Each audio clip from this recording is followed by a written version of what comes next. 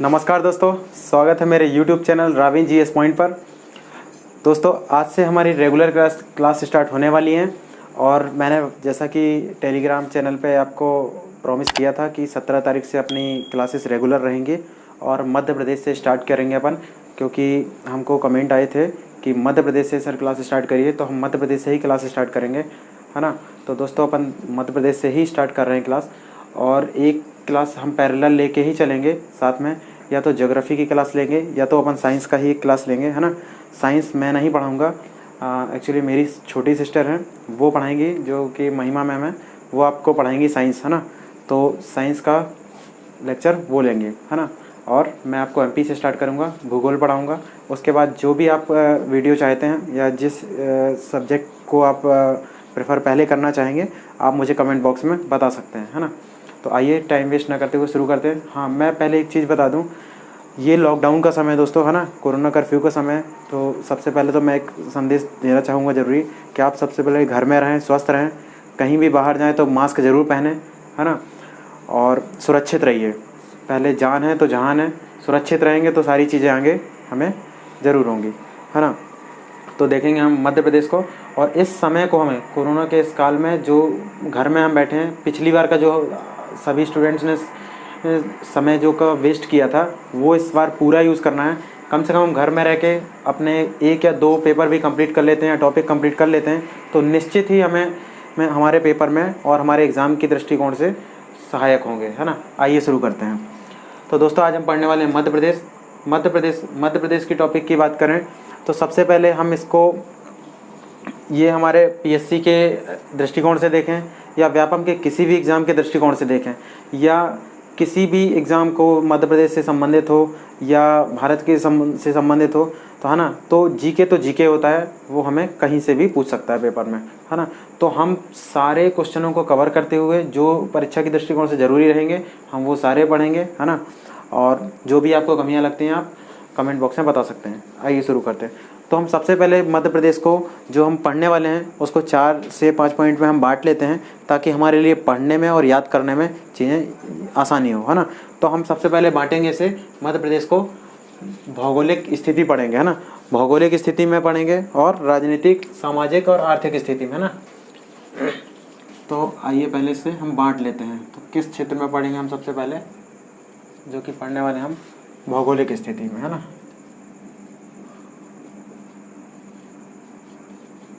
भौगोलिक स्थिति क्या है मध्य प्रदेश की, सबसे पहले हम इस पे चर्चा करेंगे, है ना। या पहले हम पॉइंट लिख लेते हैं। मैं कहता हूँ आप तो अपने नोट्स बनाते जाइए, कॉपी पेन पे लिखते जाइए, ताकि चीज़ें याद रहें। और मैं कुछ चीज़ें आपको फैक्ट याद करने के तरीके भी बताऊँगा, है ना, कि उन्हें कैसे याद रखें। पढ़ने में हमें बुक्स में सारी जगह मिल जाएगा, सारे डाटा अवेलेबल होते हैं, है ना, लेकिन याद करने में कठिनाई होती है, हमें चीज़ें भूल जाती है बार बार। तो हमें वो चीज़ें याद रखें, ध्यान रखिएगा। भौगोलिक स्थिति सबसे पहले देखते हैं, फिर हम प्रशासनिक स्थिति देखेंगे दोस्तों, है ना, कि प्रशासनिक स्थिति क्या है ना। मध्य प्रदेश की जो प्रशासनिक स्थिति है वो किस प्रकार विभाजित की गई है। प्रशासनिक स्थिति। तीसरी बात करेंगे दोस्तों, हम करेंगे इसकी राजनीतिक स्थिति क्या है। मध्य प्रदेश में राजनीतिक स्थिति का विभाजन किस प्रकार किया गया है। चौथा बात करेंगे हम आर्थिक स्थिति की।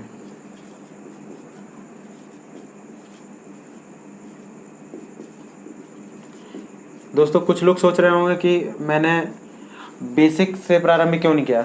बेसिक से ही प्रारंभ करेंगे। हम ये विभाजन बता रहे हैं, इसके पहले हम और भी कुछ चीज़ें पढ़ने वाले हैं, है ना। मैं ये डिवाइड इस कर रहा हूँ। बेसिक में आपको 2-4 मिनट में समझा दूंगा कि क्या अपन को पढ़ने वाले हैं, है ना।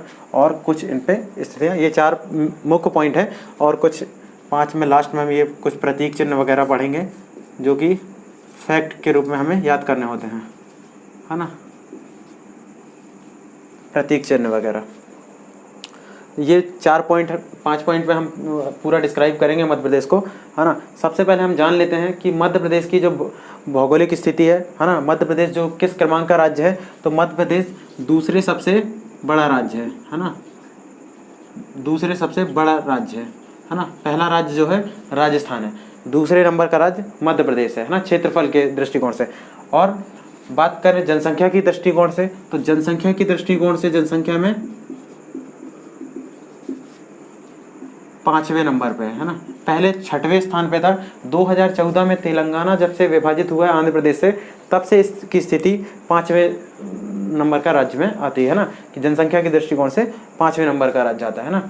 अब बात करते हैं हम इसके विभाजन की, तो जो हमारा गठन की है ना, तो गठन जो हुआ था मध्य प्रदेश का, सबसे पहले हम वो देखेंगे। जो गठन हुआ था हमारा 1 नवंबर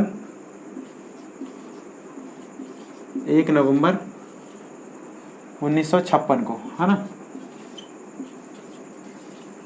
मैप मैंने कुछ थोड़ा सा ज़्यादा बड़ा बना दिया है, क्योंकि मैप से ही हम बहुत सारी चीज़ें समझेंगे, और जो पॉलिटिकल व्यूज़ होता है उसको हम समझेंगे विस्तार से, है ना। तो हमारा जो गठन था, और जो हमने 2020 में, है ना, 1 नवंबर 2020 में स्थापना दिवस मनाया था, वो कौन सा था, तो आप लोग काउंट करके मुझे कमेंट बॉक्स में बताइएगा, है ना। वैसे अगर काउंट करें 56 से, तो 56 से 45 वर्ष तो अभी हो गए 2000 तक, और 2000 से 20वां भी बनाया अपन ने, तो जो कि हो जाएगा अपना 75वां, है ना, 75वीं वर्षगांठ, है ना, एनिवर्सरी। हाँ, तो ये चीज़ आप ध्यान रखेंगे, है ना। अब पढ़ेंगे अपन इसकी ये बेसिक, और इसके कुछ उपनाम भी हम याद रखेंगे। उपनाम हम याद रखेंगे कि मध्य प्रदेश का जो उपनाम है ना, वो क्या क्या है। तो मध्य प्रदेश के जो उपनाम है, वो सबसे पहले तो ये जानेंगे कि मध्य प्रदेश नाम किसने दिया, है ना, मध्य प्रदेश ही नाम क्यों दिया गया। तो मध्य प्रदेश एक तो हार्ट प्रदेश भी कहते हैं, इसे हार्टलैंड भी कहते हैं, है ना, क्योंकि ये पूरे भारत की मध्य स्थिति में स्थित है ना। तो इसे मध्य प्रदेश भी कहा गया है। जो नाम दिया था पंडित जवाहरलाल नेहरू ने दिया था, है ना, पंडित जवाहरलाल नेहरू जी ने दिया था, है ना, ये जरूर याद रखेंगे। और मध्य प्रदेश की जो राजधानी है, वर्तमान राजधानी है, भोपाल है ना। और भोपाल का गठन आपको पता ही है, इसे हम आगे बढ़ेंगे, 1972 में ही वो हुआ था, है ना। और उपनाम में हम देखेंगे सबसे पहले तो सोया प्रदेश भी बोलते हैं इसे, सोया प्रदेश, क्योंकि सोयाबीन के उत्पादन में प्रथम स्थान पे आता है ना, सोयाबीन के उत्पादन में प्रथम स्थान में आता है। अब बात करते हैं दूसरा नाम, हृदय प्रदेश भी बोला जाता है इसे। क्या बोला जाता है दोस्तों? हृदय प्रदेश। अगर वीडियो स्लो लगे आपको, तो आप सेटिंग में जाके, वीडियो की सेटिंग में जाके आप मल्टीपल 2 करके या 1.5 करके आप स्पीड बढ़ा के भी देख सकते हैं, क्योंकि वीडियो कुछ लोग बेसिक स्तर पर भी समझना चाहते हैं, इसलिए मैं थोड़ा स्लो भी पढ़ा रहा हूँ, है ना। स्पीड थोड़ा सा स्लो रहेगी ताकि सभी को चीज़ें समझ में आए, है ना। आप बात करते हैं, क्योंकि हमारे मध्य प्रदेश में सबसे ज़्यादा नदियाँ पाई जाती हैं, या नदियाँ उद्गमित होती हैं, इसलिए इसे नदियों का मायका भी कहा जाता है ना। नदियों का मायका क्यों कहते हैं? क्योंकि नदियाँ का उद्गम स्थल मध्य प्रदेश से ही है ना, तो नदियों का मायका कहते हैं, है ना, नदियों का मायका कहेंगे। अब बात करते हैं अगले उपनाम की। तो आपको भी और कुछ उपनाम अगर याद आ रहे हो तो आप कमेंट बॉक्स में मुझे बताएंगे, है ना। कुछ मैं जानबूझ के छोड़ूंगा, है ना, कुछ आप बताएंगे। लघु मध्य प्रदेश भी कहते हैं, है ना, सेंट्रल इंडिया भी कहते हैं, लघु मध्य प्रदेश भी जाना जाता है, सेंट्रल इंडिया भी बोलते हैं, वो मध्य प्रदेश ही नाम है ना। और 1-2 नाम और है जो कि आप मुझे कमेंट बॉक्स में बताएंगे। मुझे याद है लेकिन मैं नहीं बताऊंगा, है ना। आप लोग कमेंट बॉक्स में बताइएगा, नहीं तो मैं कमेंट बॉक्स में पिन करके आपको बता दूंगा, ठीक है। तो बेसिक सी जानकारी हमारी ये रही। स्टार्ट करते हैं हम आगे से, है ना। पूरा हम परिप्रेक्ष्य पढ़ेंगे 5 परिप्रेक्ष्य में, तो इसमें सारी चीज़ें हमारी कवर हो जाएंगी, है ना। और हम इन पे बहुत सारी डिटेल पढ़ने वाले हैं, तो फास्ट अपन कंप्लीट करते हैं। इसे हम मिटा लेते हैं, है ना। स्क्रीनशॉट आपने ले लिया होगा या ले सकते हैं अभी भी, नाम का तो स्क्रीनशॉट ले लिया करिए आप। जब भी मैं समझाऊंगा मिटाने से पहले, तो स्क्रीनशॉट जरूर ले लिया करिए, ताकि आपको नोट्स बनाने में और भी आसानी रहे।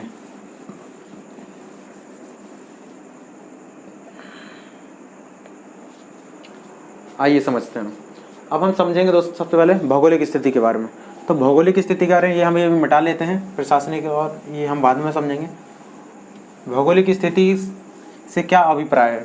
जो मध्य प्रदेश की भौगोलिक स्थिति है दोस्तों, तो भौगोलिक स्थिति का आशय ये होता है कि जब हम मध्य प्रदेश को या किसी भी देश को या किसी भी भूभाग को हम किस आधार पे समझते हैं, जब हम फिजिकल आधार पे समझते हैं, जो मैप आते हैं फिजिकल मैप होता है, हम उसमें प्रकृति के अनुसार समझते हैं ना कि वास्तविक रूप से भौगोलिक स्थिति किसी राज्य की किस सीमा को निर्धारित करती है और उस राज्य सीमा में या उस क्षेत्र में कहाँ से हमारी सीमा निर्धारित होती है, हमारे भूभाग की सीमा कहाँ से निर्धारित होती है और उस भूभाग में कौन कौन से क्षेत्र पाए जाते हैं, कौन कौन से नदियाँ, पठार, प्राकृतिक चीज़ें पाई जाती हैं। तो उस आधार पर जब हम इन चीज़ों को बांटते हैं प्राकृतिक आधार पे, तो हम उसे कहते हैं भौगोलिक स्थिति या भौगोलिक विस्तार, है ना। किन सीमाओं का निर्धारण किस आधार पे करते हैं, हम बहुत सारे आधार होते हैं, वो हम देखेंगे, है ना। वो हम आगे पूरे टॉपिक्स के माध्यम से क्लियर पढ़ेंगे, जब हम जलवायु पढ़ेंगे, है ना, नदियाँ पढ़ेंगे। इसके अगले टॉपिक जो रहेगा हमारा सामान्य मध्य प्रदेश का सामान्य परिचय हम पढ़ रहे हैं आज।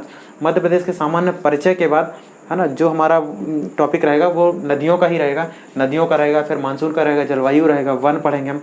तो सारे टॉपिक हम क्रमवार पढ़ेंगे और सारी चीज़ें एक हिसाब से अपन क्लियर करेंगे, है ना। तो हम यहाँ पे अभी लिख देते हैं कि मध्य प्रदेश का हमारा सामान्य परिचय है ना, मध्य प्रदेश का सामान्य परिचय पढ़ रहे हैं।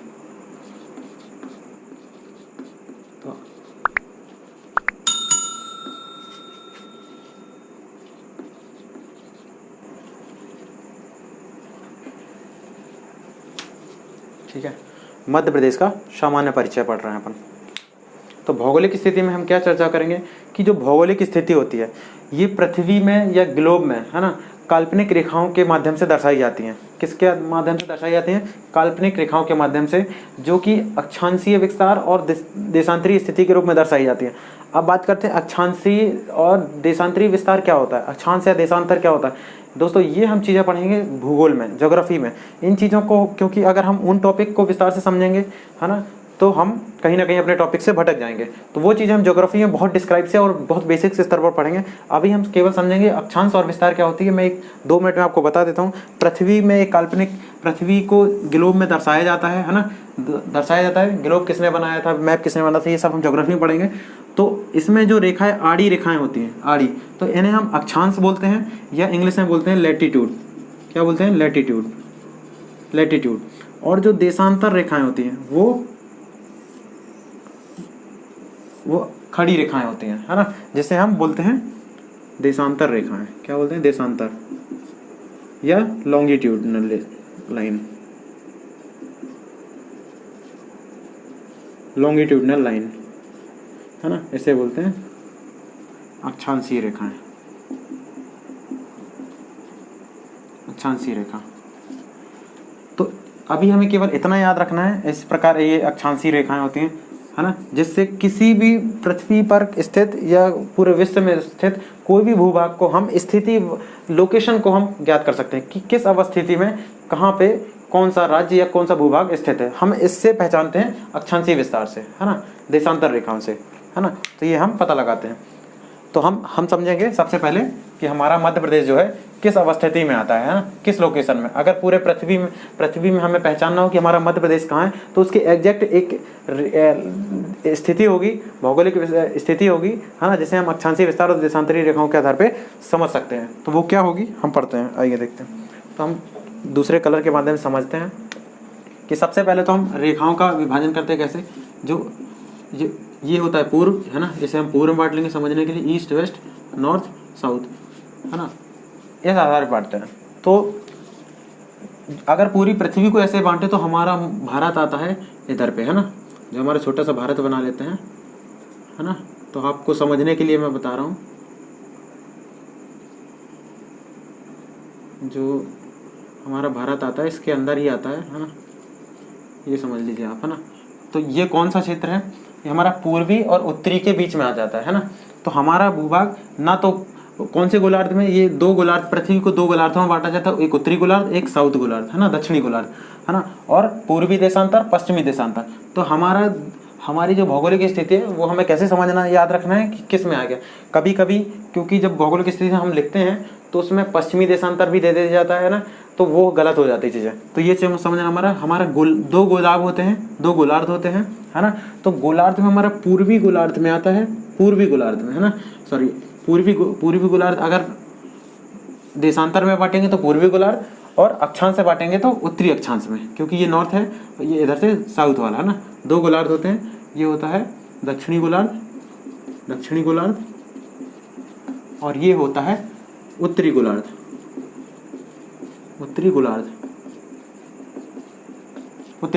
तो हमारा जो भारत है और मध्य प्रदेश अंदर ही होगा, ऑब्वियस सी बात है। तो उत्तरी गोलार्ध में आता है और ये होता है, अगर इधर बांटे ये पूर्वी देशांतर है ना, और ये पश्चिमी देशांतर। ये बेसिक मैं समझाने के लिए बस कर रहा हूँ कि ताकि आपका क्वेश्चन गलत नहीं हो। अब बात करेंगे हमारी ये स्थिति जो हमारा अलीराजपुर वाला क्षेत्र आता है ना, और इधर पे हमारा जो है सिंगरौली वाला क्षेत्र आता है ना, जहाँ से मानक रेखा भी निकलती है 82 डिग्री 82.30 डिग्री है ना।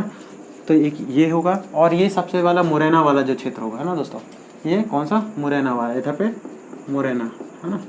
इधर पे दोस्तों बड़वानी वाला क्षेत्र निकलेगा, कौन सा, बड़वानी वाला।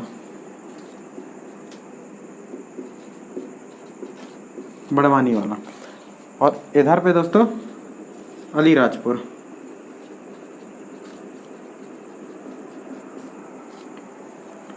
और इधर पे सिंगरौली है ना, सिंगरौली। तो दोस्तों अब हमें इसी आधार पे रख लेना है ना। तो इसी आधार पे जब हम रखेंगे तो हमारी जो स्थिति होगी वो क्या होगी है ना, वो क्या होगी। तो ये आपको देखना है कि यहाँ पे हमारी जो भौगोलिक स्थिति है, हम लिख लेते हैं, पहले लिख लेते हैं ना, ताकि आपको यहाँ पे समझने में आसानी हो। तो हमारा जो अक्षांशीय विस्तार है 21 डिग्री 6 मिनट से 26 डिग्री का सिंबल अंश में होता है, जिसे हम गोल से दर्शाते हैं, और यहाँ पे 30 मिनट सॉरी। तो इसे, ये हमारा उत्तरी अक्षांश हो गया है ना, यहाँ पे लिख लेंगे अपन उत्तरी अक्षांश। अब बात करते हैं देशांतर की। 74 डिग्री 59 मिनट दोस्तों है ना, 74 डिग्री 59 मिनट से 82 डिग्री 66 मिनट पूर्वी देशांतर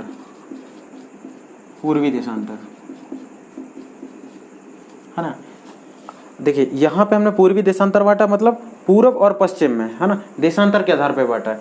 तो जब हम ये लोकेशन याद कर ले, इसे याद रखने के लिए याद रखिएगा 21, सबसे पहला तो 21 से इसमें 5 का प्लस कर दीजिए, और इस वाले में 6 में 5 का मल्टीपल कर दीजिए, तो आपका ये वाला निकल जाएगा है ना, ये वाली वैल्यू जो आपकी आ जाएगी। ये 26 डिग्री 30 मिनट, 21 डिग्री 6 मिनट याद रखना है, इसमें 5 जोड़ देना तो 26 डिग्री हो जाएगा है ना, 26 डिग्री, और 6 में 5 का गुणा कर देना, अपन को मल्टीपल कर देना, तो 30 डिग्री आ जाएगा है ना। तो आपकी उत्तरी अक्षांश वाली जो लाइन आ जाएगी। अब हम इसे दर्शाएंगे कैसे है ना, इसे हम दर्शाएंगे उत्तरी अक्षांश में, यहाँ उत्तरी और दक्षिणी है ना, और इस आधार पे दर्शाना है हमें है ना। तो यहाँ से हमारी स्टार्ट होगी, क्योंकि जो कम वाली सीमा होगी, तो क्योंकि हमारी ये रेखा तो यहाँ पे 0 डिग्री थी है ना, भूमध्य रेखा 0 डिग्री है जो कि, और 0 डिग्री से 90 डिग्री तक अगर नॉर्थ पोल तक जाते हैं, अगर उत्तरी गोलार्ध तक जाते हैं है ना, उत्तरी गोलार्ध तक जाते हैं तो 90 डिग्री, और यहाँ से 90 डिग्री आते हैं अपन तो दक्षिणी गोलार्ध में आ जाते हैं।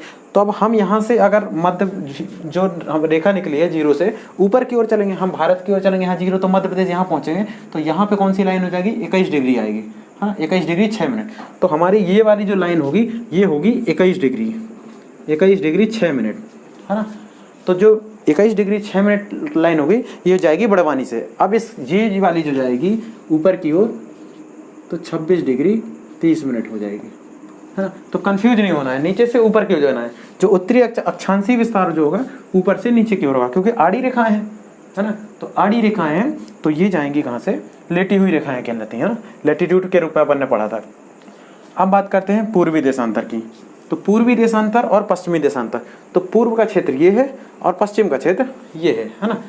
पूर्व का क्षेत्र ये है, लेकिन अपने लिए तो पूर्व अपन ध्यान रखना, कंफ्यूज नहीं होना है कि पूर्वी जो क्षेत्र है अपन तो पूरे में पूर्वी है ना।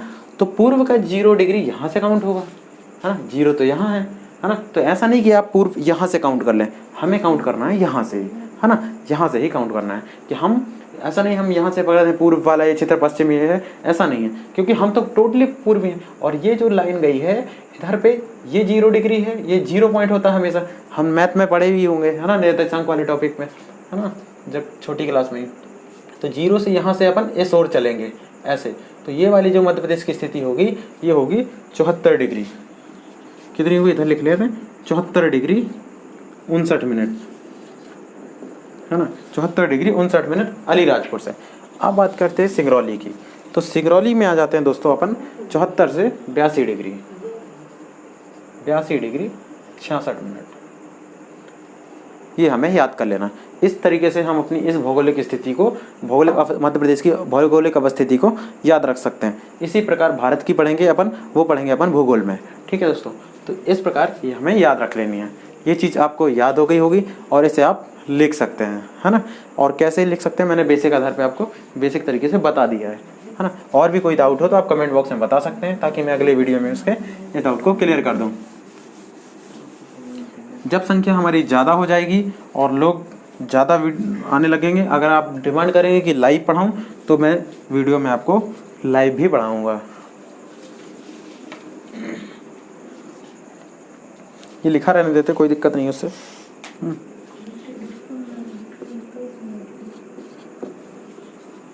ये हो जाएगा इधर पे, मैंने मिटा दिया गलत, 26 डिग्री 30 मिनट, और ये वाली स्थिति लिखा रहने दीजिए, कोई दिक्कत नहीं इससे,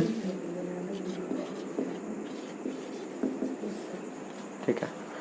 अब बात करते हैं दोस्तों अपन दूसरी स्थिति की। ये भौगोलिक अवस्थिति थी, है ना। इसमें हम को इतना ही याद रखना है अपन की भौगोलिक स्थिति क्या थी, पूरब में कौन था, पश्चिम में कौन था, और राज्य भी याद रख सकते हैं अपन, ये याद रख लिए हैं, है ना, भौगोलिक स्थिति में कि कौन सा राज्य किस स्थिति में आता है, ठीक है। बॉर्डर वाले राज्य कौन कौन से हैं, तो चारों राज्य पूर्व पश्चिम उत्तर दक्षिण वाले जिले अपन ने याद हो गए, है ना, कि पूर्व में सिंगरौली और पश्चिम में अलीराजपुर, है ना, उत्तर में अपना मुरैना आ जाएगा, दक्षिण में अपना बड़वानी आ जाएगा, है ना। अब बात करते हैं दोस्तों प्रशासनिक स्थिति की। तो प्रशासनिक स्थिति में देखेंगे अपन, प्रशासनिक स्थिति की बात करें तो यहाँ पे देखेंगे अपन प्रशासनिक स्थिति। प्रशासनिक स्थिति में क्या पढ़ने वाले हैं अपन,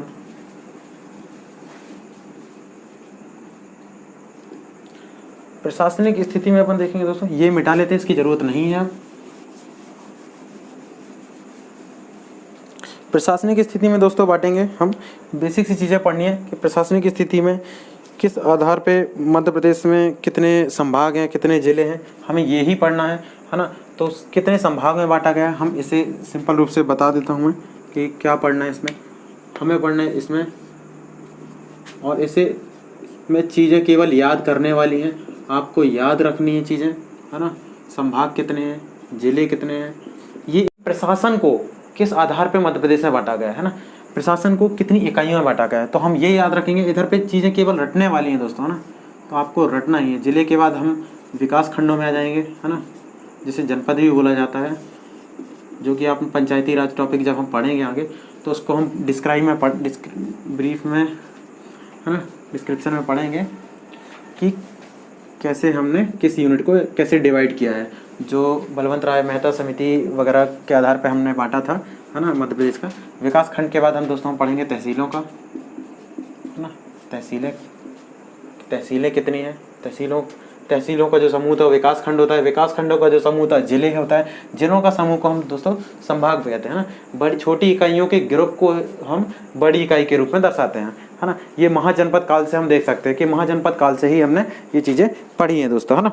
तो अब बात करते हैं तहसीलों के बाद हम आ जाएंगे पंचायतों में, है ना, कि कितनी ग्राम पंचायतें वगैरह हैं। तो इसमें फैक्ट ही है ये, इसमें समझने वाली चीज़ें कुछ नहीं है, लेकिन आप यूनिट एक बार लिख लीजिए, क्योंकि कुछ नए स्टूडेंट्स होंगे उनको पढ़ने में दिक्कत होगी। ग्राम पंचायतें कितनी है, तहसील के बाद ग्राम पंचायतें या कुल ग्राम कितनी हैं। और नगरीय निकाय के बारे में देखा जाए तो नगर निगम देख लेते हैं यहाँ से, नगर निगम कितने हैं, नगर पालिकाएँ कितनी हैं,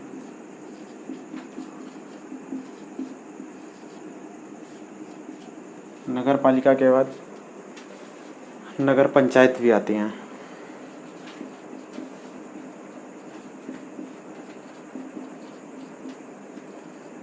नगर पंचायत कितनी होती हैं, है ना। तो सबसे बड़ा जिला, सबसे कौन जिला। तो दोस्तों संभाग हम देखेंगे, सब टोटल 10 संभाग अपने मध्य प्रदेश में है दोस्तों ना टोटल। ये तो आपको बेसिक पता ही है, लेकिन बस याद रखने के लिए मैंने करा रहा हूँ, है ना, कि 52 जिले हैं।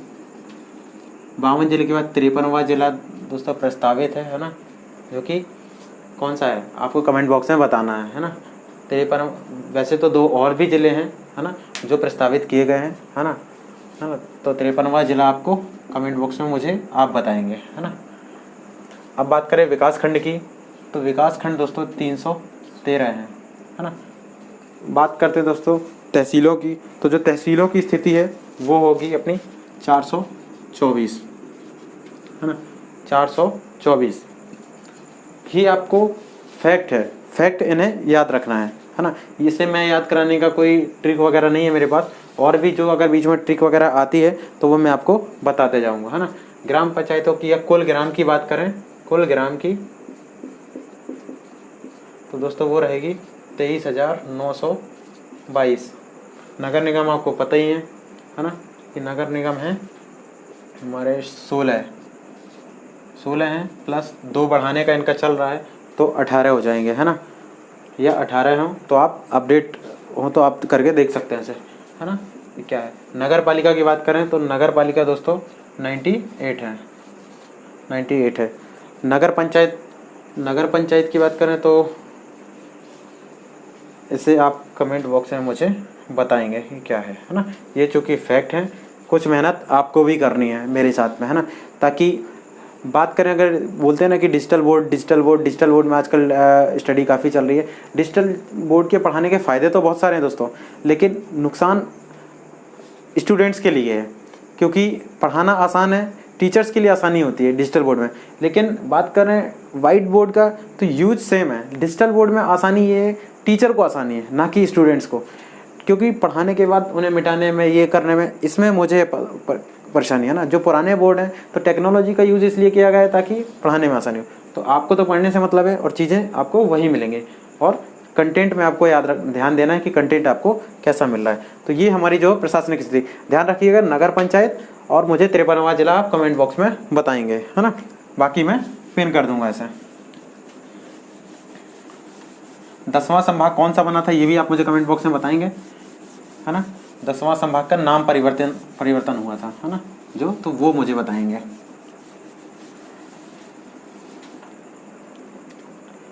अब बात करते हैं तीसरी स्थिति की, जो कि होगी राजनीतिक स्थिति। क्या पढ़ने वाले हैं दोस्तों अपन? राजनीतिक स्थिति।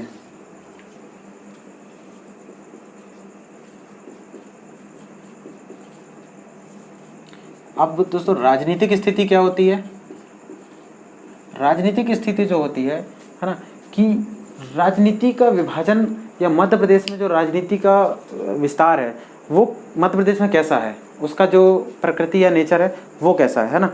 तो जो पूरे देश में लागू है वही मध्य प्रदेश में है ना, कि मध्य प्रदेश, अपन ये पॉलिटी में इसको अपन डिस्क्राइब से पढ़ेंगे, है ना। लेकिन बेसिक आधार पे मैं बता देता हूँ कि जैसे कि अगर भारत के जो देखें अपन राजनीतिक तंत्र देखें, तो उसे लोकसभा राज्यसभा के आधार पे बांटा गया है, संसद के रूप में, है ना। तो संसद में जो कि जैसे लोकसभा, राज्यसभा और राष्ट्रपति आता है, वैसे ही हम यहाँ पे देखेंगे, है ना, कि राज्यों में, कई राज्यों में, जो कुछ राज्य हैं वहाँ पे विधान, उच्च सदन, निम्न सदन के भी हैं, है ना, और राज्यपाल काउंट होता है ना। तो वहाँ पे उच्च परिषद, वो देखें तो बात करें, जो उच्च सदन है, उच्च सदन के रूप में विधान परिषद होता है। लेकिन मध्य प्रदेश में उच्च सदन नहीं है दोस्तों, है ना। एक ही सदन है जो है विधानसभा, है ना, जो है विधानसभा। लेकिन हम यहाँ पे राजनीतिक स्थिति में हम पढ़ेंगे कि हमारा जो विभाजन है वो कैसा है ना। बात करें विधानसभा की, विधानसभा, लोकसभा में सीटों का निर्धारण करेंगे अपन यहाँ पे कि लोकसभा में सीटें कितनी हैं, ये सब राजनीतिक स्थिति में आ जाएगा। और राज्यसभा में कितनी सीटें मध्य प्रदेश में हैं टोटल, तो ये चीज़ हमारी हो जाएगी राजनीतिक स्थिति। तो विधानसभा में दोस्तों सीटें हैं टोटल अपनी 230। आपको याद होगा कि एक एंग्लो इंडियन को भी काउंट किया जाता था, एक आंग्ल भारतीय सदस्य, एक जिसका मनोनयन राज्यपाल के द्वारा किया जाता था, है ना, राज्यपाल के द्वारा किया जाता था। लेकिन दोस्तों याद यहाँ पे एक स्मरणीय तथ्य ये है कि जो 104वां संविधान संशोधन था, 4वां संविधान संशोधन था, है ना, बात करें संविधान संशोधन जो कि 2020 में हुआ था, है ना, तो इसके तहत इस वाले सदस्य को की जो स्थिति थी इसे हटा दी गई है। इसे याद रखना है आपको, हटा दी गई। तो इसे हम नहीं पढ़ेंगे। और अभी जो वर्तमान स्थिति है वो है विधानसभा में सदस्यों की संख्या 230 है। ये आपको जरूर याद रखना है।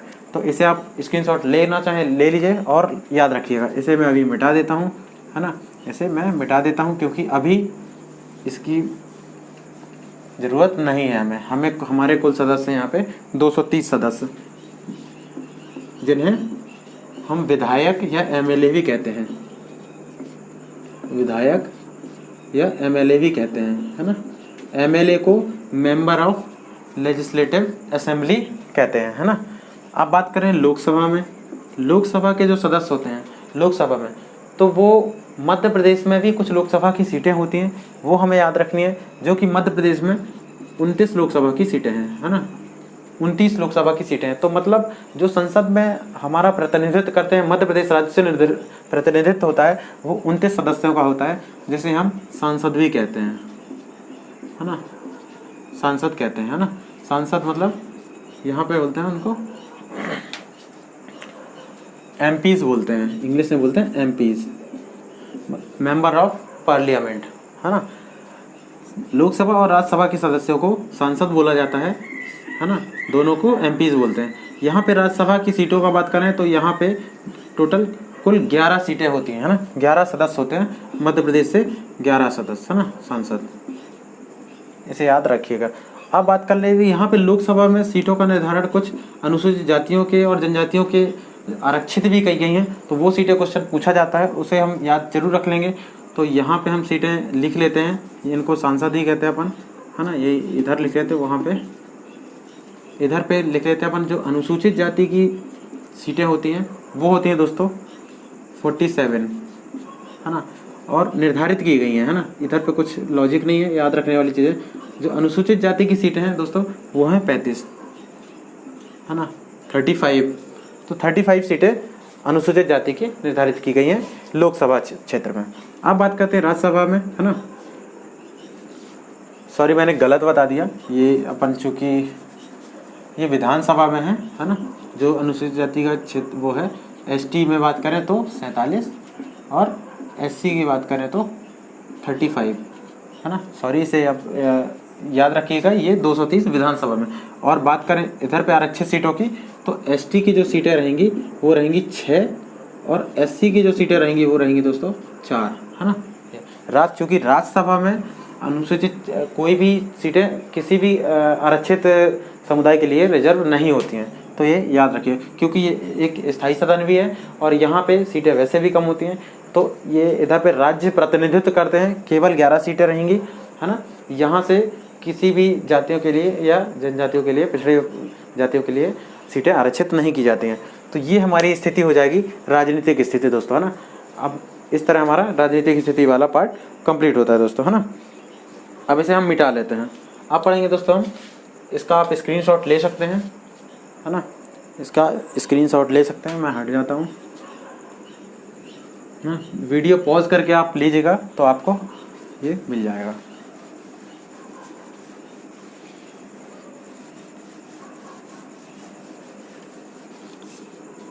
नीमच मिटता जा रहा है। नीमच की एक खास विशेषता है दोस्तों, बता दूं आपको, ये नीमच जो क्षेत्र है ना, ये इसका जो विस्तार है काफ़ी सबसे ज़्यादा अंतर्राज्यीय सीमा वाला, सबसे बड़ा अंतर्राज्यीय सीमा वाला क्षेत्र माना जाता है ना, जिसकी सीमा सबसे बड़ी है क्योंकि काफ़ी कटा फटा है ना। तो इस राज्य की सीमा, जो इस जिले की सीमा, सॉरी, इस जिले की सीमा जो दूसरे राज्य से लगती है ना, वो सबसे बड़ा जिला है ना। तो एक क्वेश्चन ये याद रखिएगा यहाँ पर। अब बात करते हैं दोस्तों आर्थिक स्थिति की। आर्थिक स्थिति क्या है? आर्थिक स्थिति में हमें ज़्यादा कुछ नहीं पढ़ना है, हम बात करेंगे कृषि वगैरह की, तो वहाँ पे हम उसको डिटेल में पढ़ेंगे, जो मध्य प्रदेश की आर्थिक स्थिति। आर्थिक स्थिति में हमें केवल ये याद रखना है दोस्तों कि हमारी जो आर्थिक स्थिति है, मध्य प्रदेश की आर्थिक स्थिति में है ना। क्या स्ट्रॉन्ग है, क्या किस स्थिति में मजबूत है मध्य प्रदेश?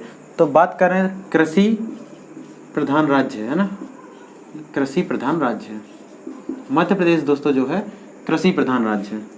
कैसा राज्य है दोस्तों? कृषि प्रधान राज्य है ना, कृषि प्रधान राज्य है। और खनिजों के क्षेत्र में भी संपन्न तो नहीं कहेंगे, लेकिन खनिज पाए जाते हैं, है ना। और कृषि प्रधान राज्यों में जिसमें सोयाबीन और दलहन के क्षेत्र में प्रथम स्थान पर रहता है ना। गेहूं वगैरह भी अच्छा उत्पादन करता है। अभी तक 5 से 7 बार कृषि कर्मण अवार्ड भी मध्य प्रदेश को मिल चुका है देश की स्थिति में। खनिज की बात करें अगर, तो यहाँ पे देखें तो 20 से ज़्यादा खनिज, 20+ खनिज मध्य प्रदेश में पाए जाते हैं, है ना। बात करें अगर हीरे की, तो हीरे के उत्पादन में मध्य प्रदेश अपनी सर्वोच्चता रखता है और सबसे ज़्यादा हीरे मध्य प्रदेश में पाए जाते हैं भारत में, है ना, किसी भी स्थिति में। एक और क्षेत्र है पूरे भारत में, बात करें कर्नाटक की, तो वहाँ पे पाए जाते हैं हीरे और तांबा में दोस्तों, कॉपर में, है ना। यहाँ पे मध्य प्रदेश अपना स्थान सर्वोच्च रखता है ना, फर्स्ट रखता है। और भी यहाँ बालाघाट या जो अपना पूर्वी क्षेत्र है, दक्षिण पूर्वी क्षेत्र है, यहाँ पे खनिज संपन्न क्षेत्र है ना।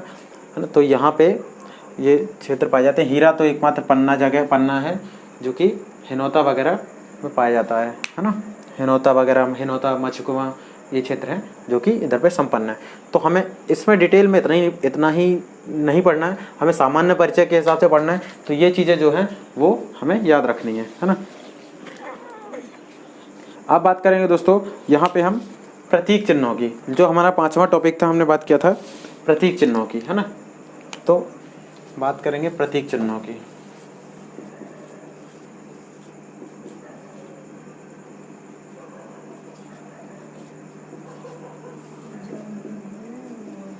प्रतीक चिन्हों की, तो प्रतीक चिन्हों की बात करें अगर दोस्तों, है ना, ये मिटा लेते हैं हम।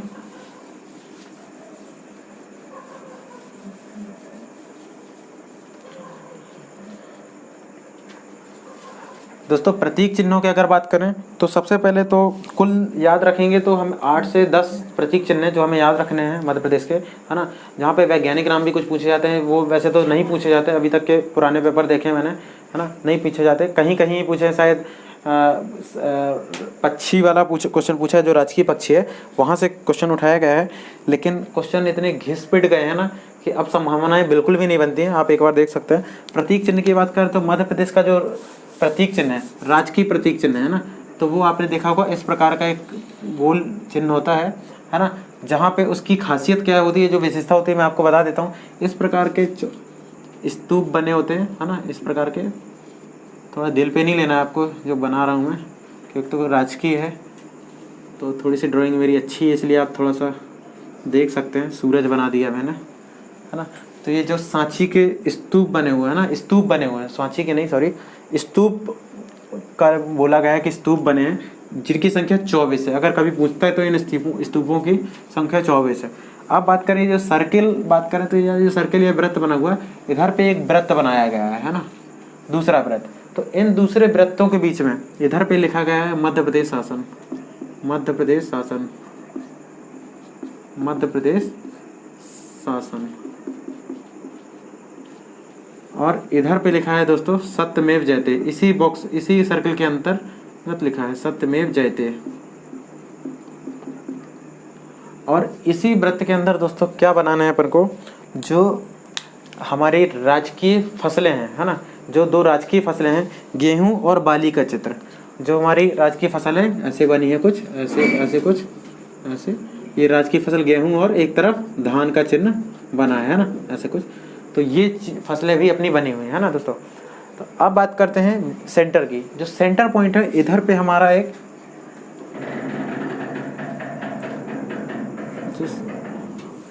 जो सेंटर पॉइंट है दोस्तों, यहाँ पे बनाया गया है एक अशोक चिन्ह, है ना दोस्त। माफ़ी चाहूँगा कि मैं वैसा नहीं बना पा रहा हूँ, लेकिन आपको एक प्रतीकात्मक या सांकेतिक के आधार पे बना दूंगा, है ना, ताकि आपको याद रखने में आसानी। ये जो हमारा अशोक चक्र, अशोक स्तंभ बना है दोस्ती। और ये बात करें तो ये इस रूप में आप देख सकते हैं बने हुआ ऐसा चित्र, वो रहेगा बरगद का पेड़ है ना, इस तरीके से फैला है। ये हमारा मध्य प्रदेश का राजकीय चिन्ह है दोस्तों।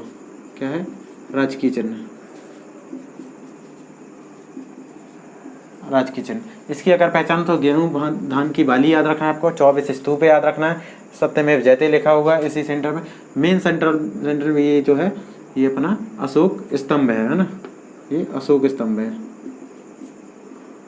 जो कि कहाँ से लिया गया है? सारनाथ से, है ना, सारनाथ के स्तूप से। तो ये राजकीय चिन्ह है, ये आपको याद रखना है, ये आपको याद रखना है। अब दोस्तों हम पढ़ने वाले हैं, हमारा टॉपिक लास्ट ही चल रहा है ना। तो चिन्ह अभी हमें और क्या चिन्ह पढ़ने हैं ये याद रखिए।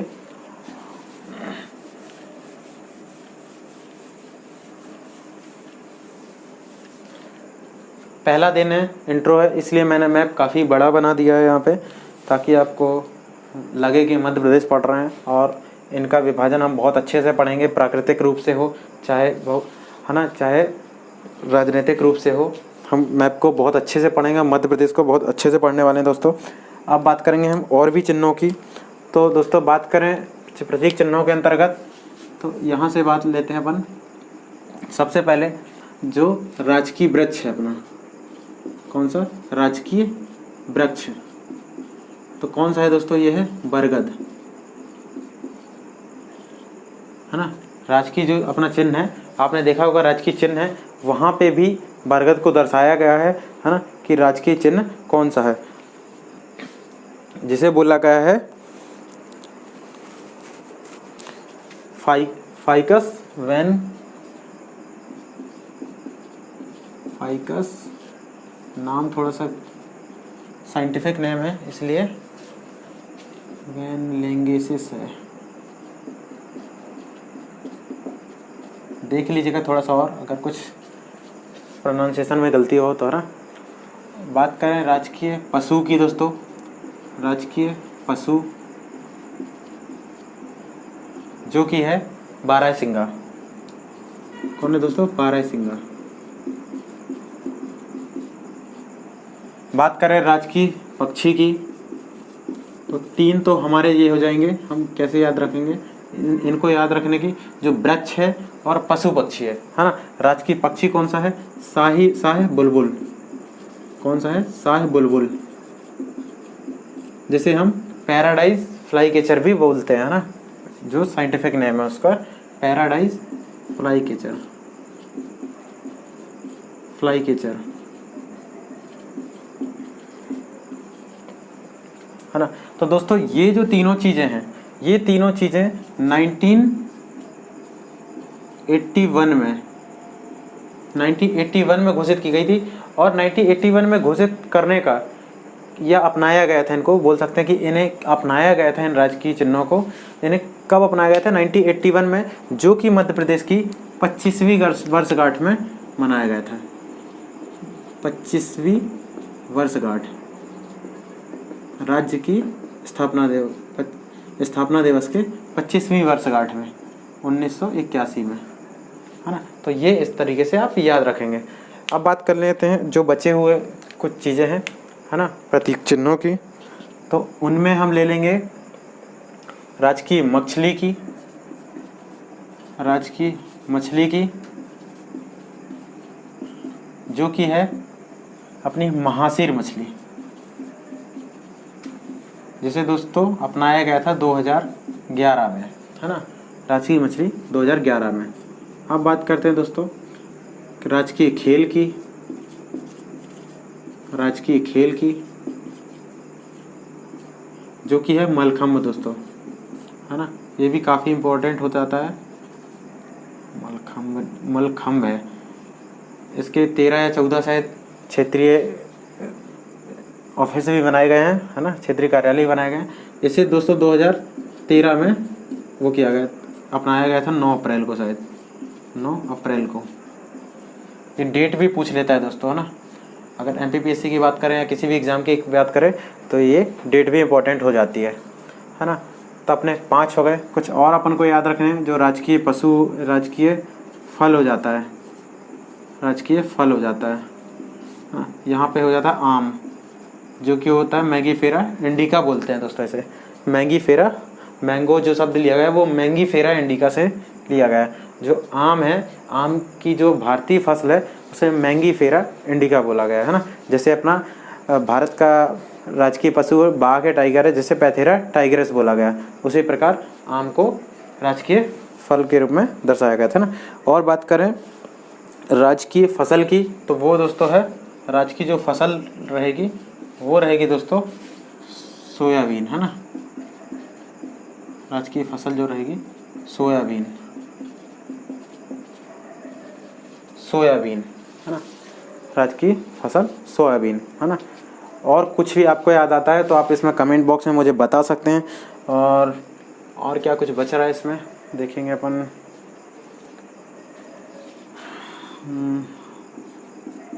राजकीय पुष्प, राजकीय पुष्प की बात करें तो राजकीय पुष्प में क्या आ जाएगा? सफ़ेद लिली, सफ़ेद लिली। तो याद रखने दोस्तों, है ना। इनका आप स्क्रीनशॉट ले सकते हैं। वैसे तो ये सब उतना डिटेल नहीं है, सामान्य परिचय पढ़ रहे हैं तो हम जो बेसिक डिटेल, जो आगे डिटेल है वो हम पढ़ेंगे आगे अगले टॉपिकों में दोस्तों, है ना। तो इसे मैं मिटा देता हूँ, आपने स्क्रीनशॉट ले लिया होगा। अब हम कुछ अन्य तथ्यों की चर्चा कर लेते हैं दोस्तों, है ना। वीडियो थोड़ा सा लंबे हो रहे होंगे क्योंकि हम अब विस्तार से पढ़ने वाली चीज़ों को, ताकि हम अब क्या ट्रिक वगैरह हम मेन छोटी छोटी ट्रिक होती है तो उसे हम शॉर्ट में पढ़ लेते हैं, है ना। लेकिन जब हम कोई विषय लेकर चलते हैं तो उसमें टाइम ज़रूर लग जाता है। अगर आपको लगता है कि मैं बहुत स्लो पढ़ा रहा हूँ तो आप वीडियो को स्पीड बढ़ा के आप देख सकते हैं, है ना। अब दोस्तों हम यहाँ पे अपन ने देखा है, जो अपन मैप से कुछ चीज़ें पढ़ने वाले हैं, है ना। मैप से हम चीज़ें क्या याद रखेंगे, मैप से पढ़ा क्या जाता है या मैप का महत्व क्या है ना। और एक चीज़ मैंने भूल गया था वहाँ पे बताना, राजकीय चिन्हों में जो एक राजकीय अपना जो गान है ना, ये याद आपको ज़रूर रखना है। यहाँ से कभी कभी क्वेश्चन बन जाता है, मुझे याद आया तभी मैं कभी दोस्तों आपको बता दूं। एक मैंने पेज बना रखा है, कुछ चीज़ें एक पेज बना रखा है मैंने, ताकि आपको ये चीज़ें बता सकूं, मुझे कुछ भूले नहीं, है ना। तो ताकि मैं विस्तार से बता सकूं, है ना। कुछ चीज़ें मुझे लिख के रखनी पड़ती है आपके लिए, ताकि मैं आपको चीज़ें विस्तार से बता सकूं, कोई चीज़ मिस ना हो जाए। इसलिए मुझे कुछ चीज़ें पहले से लिखनी पड़ती हैं ताकि मैं भूल नहीं जाऊँ वीडियो में पढ़ाते समय और बाद में याद आए कि मैंने ये नहीं बताया, तो बार बार तो रिकॉर्ड किया नहीं जा सकता। राजकीय गान की बात करें दोस्तों, तो राजकीय गान मध्य प्रदेश का वो है, वो क्या है? सुक्का साथी, सुक्का दाता, सॉरी, सुक्का दाता सबका साथी, सबका साथी, सबका यह संदेश है। क्या है दोस्तों? बहुत प्यारा गाना है ना, जो कि गान है, राजकीय गान है। सबका यह संदेश है, सबका यह संदेश है, माँ की गोद। मुझे दोस्तों बहुत ही पसंद है ये गाना, माँ की गोद। उसके जो स्वर दिए हैं वो भी शान ने दिए हैं दोस्तों, ना, शांतनु मुखर्जी ने। माँ की गोद पिता का आश्रय, माँ की गोद पिता का आश्रय, मेरा मध्य प्रदेश है। मेरा शॉर्ट में लिख दे रहा हूँ मैं, मेरा मध्य प्रदेश है। तो ये अपना राष्ट्रीय गान है, जिसके दोस्तों यहाँ पे हम लिख लेते हैं, जो इसको स्वर दिया है या स्वर दिया है, जो गाना गाया है वो गाया है दोस्तों शान ने, है ना। जिनका मुख्य नाम क्या है? शांतनु मुखर्जी, है ना। बात करें तो शांतनु मुखर्जी, इनकी बात करें दोस्तों, ये है शांतनु मुखर्जी, है ना। अब दोस्तों ये जो रचना, इस गाने के रचनाकार हैं, है ना, जो रचनाकार हैं वो हैं, या जो इन्होंने लिखा है ये गाना एक्चुअली में, वो है आदेश श्रीवास्तव। कौन है दोस्तों? आदेश श्रीवास्तव, जिन्होंने इसको प्रोड्यूस किया है ना, क्या बोलते हैं इसको, अपन बोलेंगे रचनाकार या संगीतकार, संगीत दिया है दोस्तों, है ना, संगीतकार हैं जो, वो हैं दोस्तों महेश श्रीवास्तव। महेश श्रीवास्तव, है ना, ये है दोस्तों महेश श्रीवास्तव, है ना। बात करें, उल्टा तो नहीं हो गया, संगीत दिया है महेश श्रीवास्तव ने, रचनाकार। संगीत को अपन दोस्तों शायद अपन ने उल्टा लिख दिया, इसे अपन मिटा दे, चेंज कर लेते थोड़ा सा, है ना, कि नाम एक से हैं तो थोड़ा सा कन्फ्यूजन हमेशा रहता है, तो आपको इसको याद रखना है। संगीत दिया है इन्होंने, संगीत दिया है आदेश ने, तो आदेश दिया है तो अपन याद रखेंगे, संगीत इन्होंने बाद में दिया है, जब रचना होगी, है ना, जो रचना होगी वो की है महेश ने, है ना, सृष्टि बोलते हैं ना, महेश जी ने, शंकर जी ने सृष्टि रची है, तो रचनाकार हैं, कैसे याद रखेंगे, जो महेश हैं, महेश यानी भोलेनाथ, तो बोलते हैं ना शिव जी ने रचना की, सृष्टि की, तो रचनाकार जो है ऐसे याद रखेंगे महेश जी, है ना, महेश श्रीवास्तव। और संगीत दिया है आदेश ने, है ना, आदेश श्रीवास्तव जी ने, है ना, तो वैसे अपन याद रख सकते हैं, एक याद रखेंगे कि तो सृष्टि की रचना की है शिव जी ने, तो वैसे अपन याद रखेंगे महेश श्रीवास्तव जी, महेश बोलते हैं ना शंकर जी को, तो रचनाकार महेश जी। ये अपन मिटा लेते हैं दोस्तों, ये अपन याद रखिएगा। और कुछ चर्चा कर लेते हैं मैप की, जो अपन करने वाले थे। तो मैप में हमें क्या ध्यान रखना है, कहाँ से क्वेश्चन बनते हैं, इस चीज़ों का हमें विशेष याद रखना है कि यहाँ पे सीमाएं पूछी जाती हैं दोस्तों, है ना। इधर से हमारा जो क्षेत्र लगता है, यहाँ पे अपन झाबुआ आ जाता है, तो यहाँ पे दोस्तों पड़ता है गुजरात, यहाँ से लगता है दोस्तों राजस्थान,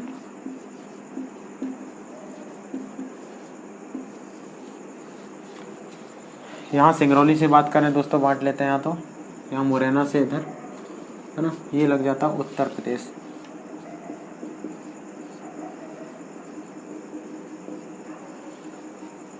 ये लग जाता है उत्तर प्रदेश। और यहाँ बालाघाट से दोस्तों यहाँ पे सीमा का निर्धारण करते हैं, तो यहाँ पे लग जाता है दोस्तों छत्तीसगढ़।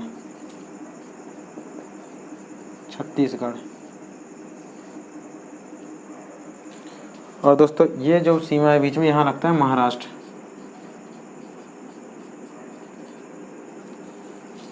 है ना। तो यहाँ पे जिलों की संख्या पूछी जाती है दोस्तों कि कितने जिले बॉर्डर से किस जगह लगते हैं। तो राजस्थान से जो जिले लगते हैं उनकी संख्या है दोस्तों 10, है ना, 10। तो सबसे पहला जिला जो है, ये जो जिला लगता है दोस्तों, ये लगता है मुरैना से, है ना। ये इधर आगे जाके ऐसा है मुरैना, यहाँ श्योपुर आ जाता है, यहाँ बात करें भिंड आ जाता है, यहाँ दतिया लग जाता है, यहाँ ग्वालियर क्षेत्र में आ जाता है, यहाँ शिवपुरी वगैरह आ जाता है, यहाँ अशोकनगर आ जाता है। ऐसे अपन को याद रखना है ना। तो कितने ज़िले आ जाते हैं, यहाँ मुरैना आ जाता है, भिंड यहाँ आ जाता है अपना, इस प्रकार अपने यहाँ सॉरी भिंड है ना, ये मुरैना है, ये भिंड है, ये शिवपुर है ना। ये दोस्तों अपना ग्वालियर हो जाता है ना।